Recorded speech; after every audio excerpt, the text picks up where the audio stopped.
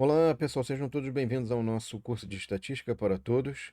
Esta é a 16ª semana e quarta aula, na qual a gente vai falar um pouquinho aí sobre teste de hipóteses, valor P, num exemplo unicaudal à direita. E tem uma questão aí também que a gente vai utilizar a amostra pequena, tá? É que não cabe tudo no título, ia virar uma coisa muito grande, mas enfim, vamos lá, ó.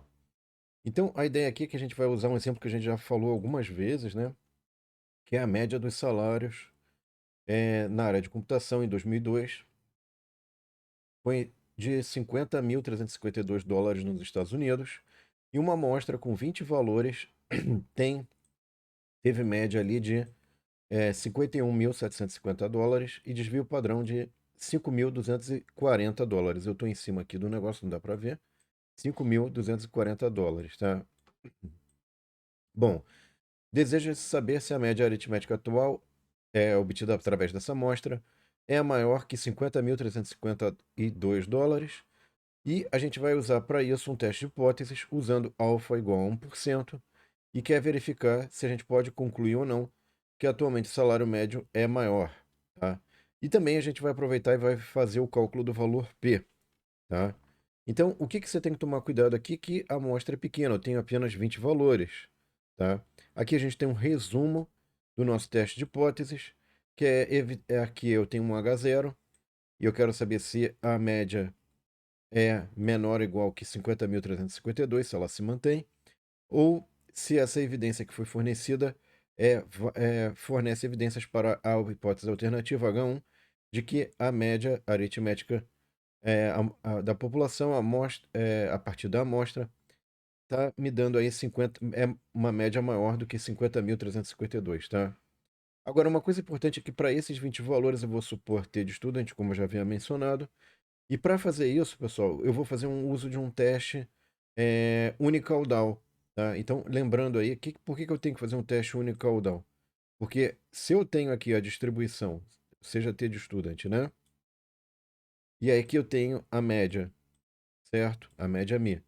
Então, o que que pode favorecer ser uma evidência contra essa média, né? Desculpa, tá errado. É você ter um valor significativamente maior, ó. Então aqui, ó, seria o nosso valor crítico, né? E se cair dentro dessa região aqui, eu estou favorecendo H1. É por isso que é unicaudal à direita, porque a região de rejeição é para valores maiores, muito grandes, né? Se afastando aí da média para um valor grande, tá? Então, pessoal, vamos lá. O que que eu vou ter aqui? Eu tenho N igual a 20, né? E N menos 1 é o número de graus de liberdade. Então, para ler uma tabela da T de Student, eu teria que usar N menos 1.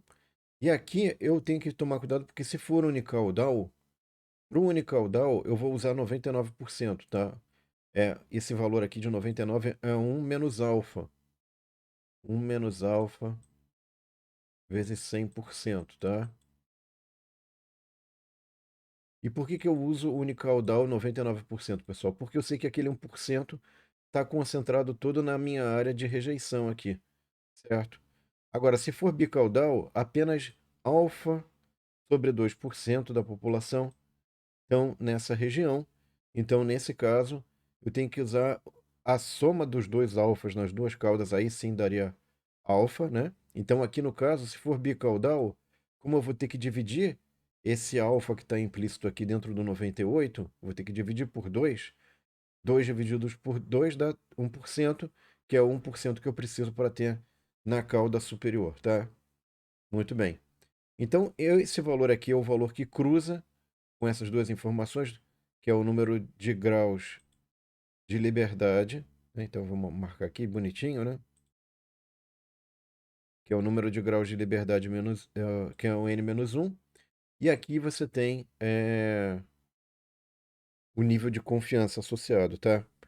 Então, quando você coloca tudo isso aqui, pessoal, o que que você vai ter? N igual a 20, é a média amostral, e o desvio padrão amostral que vai ter que ser ajustado aqui para 1.171,70. E agora, com esses valores aqui, você pode calcular o T observado para a amostra, né? Esse T observado para a amostra, pessoal, o que que você tem? x barra menos a média, mi, dividido pelo desvio padrão ajustado. Isso vai te dar 51.750 menos 50.352 dividido por 1.171,70, que dá 1,19. Então, esse T observado, que é 1,19, eu vou comparar com esse valor aqui de referência, que é o 2,53, tá? Então, se ele estiver abaixo, que é o caso aqui, e lembrando que a média aqui, pessoal, não é 1,75, tá? Isso aqui não tá aqui. Comparando esse 1,19 com 2,539, então ele está fora da região crítica, portanto, ele está fora da região de rejeição. Então, eu estou com evidências fortes a partir para H0 e não para H1. Então, não rejeitamos a hipótese nula, tá? Isso aqui seria em termos de T observado, comparar com o T da tabela que é observado para, que é prescrito para o determinado valor de alfa, né, um certo nível de confiança. Agora, o que acontece? Eu poderia fazer o seguinte, eu poderia fazer uma abordagem por p-valor. Como é que eu poderia fazer essa abordagem por p-valor, pessoal? Eu poderia pegar aqui na tabela e ver o valor, por exemplo, que eu vou reduzir, né? Então, por exemplo, eu tenho o valor de 1,19. Se eu reduzir aqui, se eu aumentar aqui o valor de alfa, né? Por exemplo, alfa igual a 0,10, né? O meu nível de confiança é reduzido para 90%, por exemplo, eu já tenho um valor aqui que ainda assim o valor 1,19 ali, ele vai cair fora da região de rejeição. Agora, se eu der um próximo passo, por exemplo, se eu for para 85%, né, aqui o nível de confiança, aí ele já entraria na região de rejeição, esse 1,19, tá? Mas a gente pode ser conservador e falar o seguinte, na verdade, a gente teria que fazer uma interpolação, né, para descobrir qual é o percentual aqui que daria exatamente 1,19, mas a gente pode ser conservador e falar que a partir desse valor aqui de 1,32, eu já entraria na região ali de rejeição, tá? E se for essa situação, então a gente teria que fazer a interpolação, seria o mais correto, mas numa primeira aproximação conservadora, eu faria alfa igual a 0,10, né?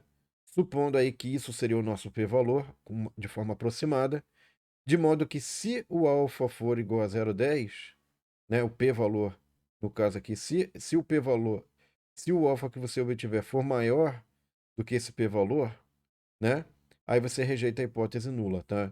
Provavelmente é um valor que, na verdade, está entre 10 e 15. Pode botar 12, 13, mas aí o certo seria fazer uma interpolação aqui. Enfim, daria para fazer uma regrinha de 3, uma interpolação linear, e usar isso, tá, como referência. Enfim, então, pessoal, é isso. Esse caso da TD Estudante, ele não fica tão legal assim, porque você não tem um ajuste tão bom assim com esses valores tabelados, tá? É mais complicado na TD Student. Mas, de qualquer forma, é um exemplo aí para vocês verem como é que poderia estimar a p-valor se fosse a amostra pequena, tá bom?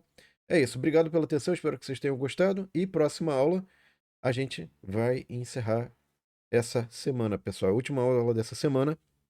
A gente vai relacionar o teste de hipóteses com o valor P, é, num- associando aí um teste bicaudal para a proporção, que é uma coisa que a gente não tinha visto ainda, valor P e teste de hipóteses para a proporção. Então é isso, eu espero vocês na próxima aula então. Um abraço e até lá, pessoal. Tchau.